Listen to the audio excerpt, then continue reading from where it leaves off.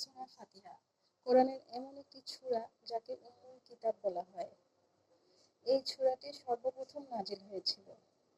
সূরা ফাতিহার অনেক নাম আছে, তার মধ্যে উম্মুল কিতাব, সার-এ মাসানি, ফাতিহাতুল কুরআন, সূরা ফাতিহা, এসব অনেক নাম। সূরা ফাতিহা অনেক তাৎপর্যপূর্ণ সূরা। প্রথমে কয়েক আয়াতে আছে।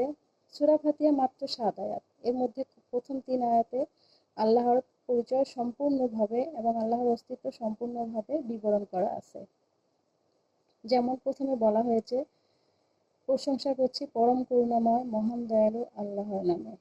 অর্থাৎ পরম করুণাময় যিনি আমাদের সৃষ্টি করেছেন তিনি অনেক দয়ালু।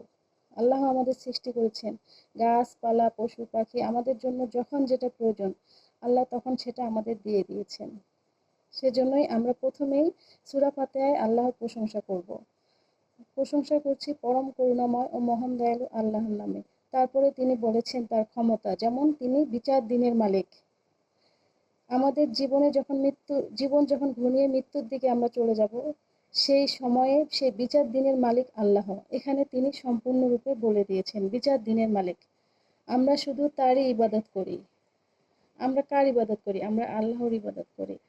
আমরা শুধু তারই ইবাদত করি এবং তারই কাছে সাহায্য চাই। পৃথিবীতে আপনার যত বিপদ আসুক, আমরা কার কাছে সাহায্য চাব? শুধুমাত্র আল্লাহ তাআলার কাছে। এই কোরআন সূরা ফাতিহায় সম্পূর্ণভাবে বলা আছে, প্রশংসা করছি মহান দয়ালু আল্লাহর নামে এবং আমরা তারই সাহায্য চাই। আমরা তারই ইবাদত করি, তারই গোলামি করি। আল্লাহ ব্যতীত আমরা কারো গোলামি করি না এবং কখনো করব না। এই প্রথম ৩ আয়াতে এইটা সুন্দর করে বিবরণ দেওয়া আছে। আমরা কি কারো ইবাদত করব আল্লাহ ছাড়া? কখনোই না। তারপরে আছে, হে আল্লাহ আমাদেরকে সহজ সরল ও পবিত্র পথে পরিচালিত করো। অর্থাৎ কোরআনের যে দেখানো পথ, নামাজের পথ, আল্লাহর পথ, এই পথটাই হচ্ছে সহজ সরল ও পবিত্র। এই পথেই আমাদের চলতে হবে। এর মতো সোজা কোনো পথ নেই। একমাত্র আল্লাহকে আমরা সিজদা করব। না কোনো তাবিজ, না কোনো শিরিক, না কোনো কুফরি, কোনো কিছুই আমরা করব না। সব কিছুতে আমরা আল্লাহ তাআলার উপর তাওয়াক্কুল করব। যদি আমরা আল্লাহর উপর তাওয়াক্কুল করতে পারি, তাহলেই আমরা প্রকৃত মুসলমান এবং আমাদের জন্য রয়েছে উত্তম পুরস্কার। তাহলে সূরা ফাতিহায় এটা আছে যে আমরা শুধু তারই গোলামি করি, তারও সাহায্য চাই এবং আমাদেরকে সহজ সরল ও পবিত্র পথে পরিচালিত করুন। তাদের পথে যাদের তুমি অনুগ্রহ করেছো, ওদের পথে নয় যারা অভিশপ্ত ও পথভ্রষ্ট। অর্থাৎ অন্য কোনো পথে নয়, যেমন শিরকি, কুফরি, মুনাফিকি এবং বিধর্মী কোনো পথেই নয়। শুধু আল্লাহর দেখানো পথ। নবী আমাদের যে যুগে যুগে যত নবী এসেছেন সবাই আমাদেরকে আল্লাহর পথ দেখিয়ে গেছেন। আমাদের শেষ নবী বলে গিয়েছেন কিভাবে ইবাদত করতে হবে, কিভাবে আল্লাহকে সন্তুষ্ট রাখতে হবে, কিভাবে ৫ ওয়াক্ত সালাত আদায় করতে হবে, কিভাবে রমজান মাসে সাওম পালন করতে হবে।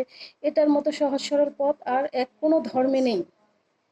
আমাদের এই পবিত্র ধর্মে আমরা শুধু আল্লাহর ইবাদত করব।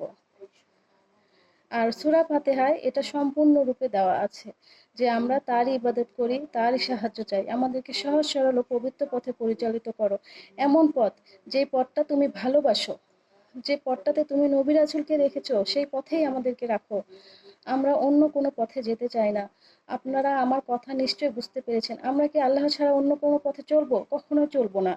আমরা আশা করি যে আমরা সবসময় মৃত্যু পর্যন্ত আমরা যেন আল্লাহর পথেই থাকতে পারি।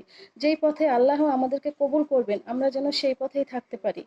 আমরা যেন সারা জীবন আল্লাহর ইবাদত করে যেতে পারি। আমরা যেন ইহকাল পরকালে ২ কালে আল্লাহর ভালোবাসা পাই। সেই পথেই যেন আল্লাহ আমাদেরকে পরিচালিত করেন। আজকে এই পর্যন্তই। আলহামদুলিল্লাহি রাব্বিল আলামিন। আসসালামু আলাইকুম।